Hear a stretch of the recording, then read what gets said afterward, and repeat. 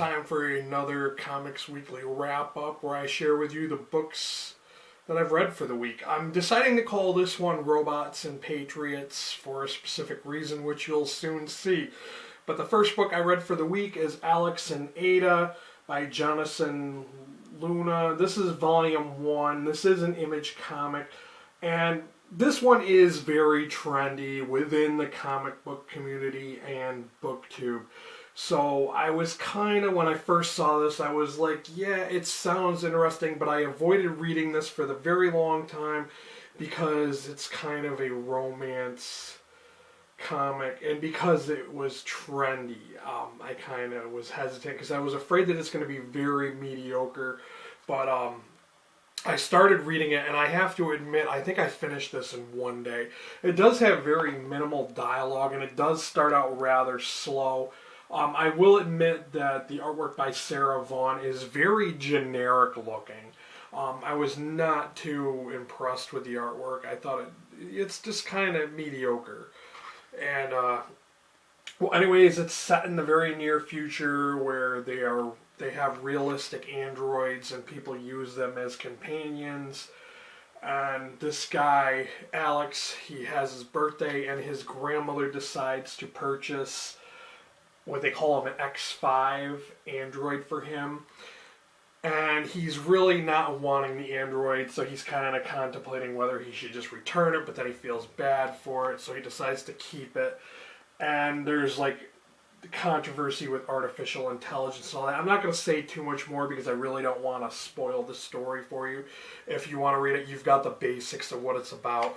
So, yeah, I mean, as you further got into this story, it did get much better. Like, from about the mid to the end, it got a lot better. Like, the very start of it was really slow to start, and I really wasn't into it. But as I got further into it, I really started to like it. I did rate this 4 out of 5 stars on Goodreads. It is quite good if you can manage to get through the slow part that starts it out. Like I said, I'm not going to show you too much more of these pages because the artwork is very mediocre, but it's a 4 out of 5 star book. It's worth checking out, and I am going to contemplate reading the other 2 volumes to that because it's only a 3-volume story. After that, I picked up Atomic Robo. This is volume 9, and this one is in the Knights of the Golden Circle. Now, I had already read volume 1, and I read it from the Atomic Robo website because I couldn't find any like actual hard copies of it. And my local library only had volume 9, so I have not read 2 through 8. But this one, my impressions of it were just kind of meh, because I know Atomic Robo time travels, but he's stuck in the Midwest for some reason. He's called Ironhide, and he's fighting alongside these, they use historical figures. So, like, I can't remember what the guys' names actually were, but I thought this was really bad. It wasn't as good as the first volume. The first volume I just thought was okay. I think I only rated it 3 out of 5 stars, but this one was really bad, and I only gave it like 2 out of 5 stars. I just wasn't feeling it. Like, I don't know. Maybe the other Atomic Robos are better, but just one wasn't for me. After that, I picked up Guardians 3000 Volume 1. This is Time After Time. Now, a lot of you guys are used to the Guardians of the Galaxy that have Star-Lord, Rocket Raccoon, and Groot and all that. But these guys are the original Guardians of the Galaxy. And this takes place in the year 3000 something. And Earth has been taken over, and the universe is starting to... it's near its end or whatever, and this one girl who's from Earth helps the Guardians try to correct the flaws in the time continuum, and it was really interesting. It was kind of, you know, they had some cameos of some people, like Star-Lord is in this. It was a really good science fiction story. I did rate this one 4 out of 5 stars. I was almost contemplating 5 stars, but it's a 4 out of 5 star book. And the artwork is pretty good. It is a really intense story, so definitely check out this one if you like Guardians of the Galaxy, because they are the originals. After that, I picked up Captain America, the Iron Nail. This is volume 4, and this one does take place right before Captain America gives up his shield to the Falcon. So yes, they do have this really weird villain, and this does have kind of low ratings on Goodreads just because of this villain called Mind Bubble. Yes, I will admit Mind Bubble is a really lame villain. He has this like crack pipe looking thing on his forehead, and he's supposedly this shield scientist from the 60s who experimented with LSD and his bubbles. So he uses his little crack pipe on his forehead to like make these bubbles come out, and these bubbles influence people and like make them see realities that are not there, and he has like mind control over them. So that guy was really lame. But aside from that, I thought the story was decent because it's him and some other dragon type guy called the Iron Nail who is trying to corrupt S.H.I.E.L.D. They're trying to trying to use S.H.I.E.L.D. as a scapegoat to destroy some little nation, and they want the rest of the world to see and think that S.H.I.E.L.D. is evil. So, of course, this is the issue where Cap loses his super soldier formula because of the Iron Nail. And I'm not going to spoil it and say how that happens, but I thought it was a decent story. Yes, it did have a lame villain in it, and I know a lot of people hated on this book because of that lame villain, but I thought it was a 4 out of 5 star book just because of the story. I thought the story was a good one. It was suspenseful, and it kept me intrigued. So it's worth checking out, and you can be the judge of whether you think it's a good book. Okay, up next we have Joe the Barbarian, written by Grant Morrison. This is another Vertigo book.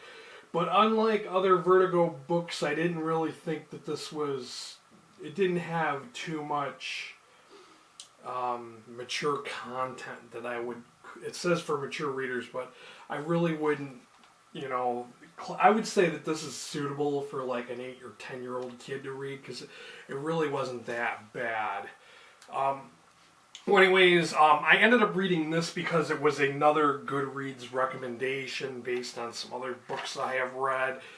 And it is about a kid named Joe. He's 13, and he has type 1 diabetes, which means he's hypoglycemic.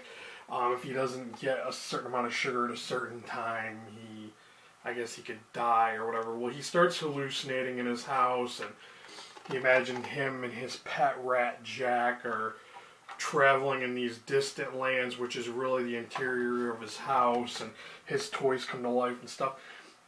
Really, really mediocre story. It was just okay. The artwork is great. And I noticed because Vertigo is DC, you do see Superman and Batman and other DC characters a lot in the background. But yes, it was just okay. It was really not that entertaining. I feel like the story could have been a little more developed. It was just so far-fetched and so kind of lame, if you ask me. So I only rated this 3 out of 5 stars. Okay, next up we have Understanding Comics by Scott McCloud.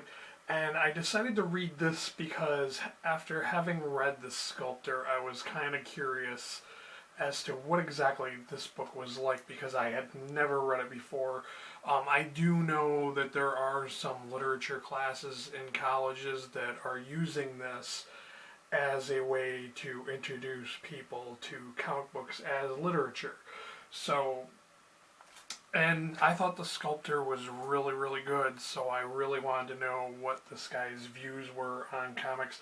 And of course, it's just a broad generalization of the history of comics and how it goes back to like hieroglyphics and cave paintings and stuff like that, and tapestries, and just different aspects and different things like uses of storytelling and art in comics, and there's many different examples. The whole book is not in black and white. When it gets to the very end of the book, it does explain the use of color. But overall, I just thought this book was just okay. It was not really great, but it wasn't terrible either. It is kind of interesting if you're totally new to comics and you want to learn more about them, then I would suggest checking this out. And I did rate this only 3 out of 5 stars on Goodreads. Like I said, it was just okay. It could have been much better, but you know, it is what it is. Okay, this is where I'm going to end my weekly wrap-up, and I'm going to end it with Captain America Volume 4. This is before the Marvel Nows, so I kind of don't know where to place this in the time stream of Captain America books. But this one, I know that it's after the Winter Soldier one, I know that much. And it takes place after the one book where Captain America, where their team went through like this, they had a mutant that controlled time and space, and they went through a dreamscape to attack the Red Skull. So I know it takes place after that, but I'm not sure exactly which, volume this is collecting. But anyways, this one, it goes over the same villain, a guy who used to be working with S.H.I.E.L.D. His name is Bravo or whatever, and he's working with the Queen of Hydra. That's why I mentioned that previous storyline, because they're from that storyline. And they're trying, of course, Hydra's trying to take over the world again.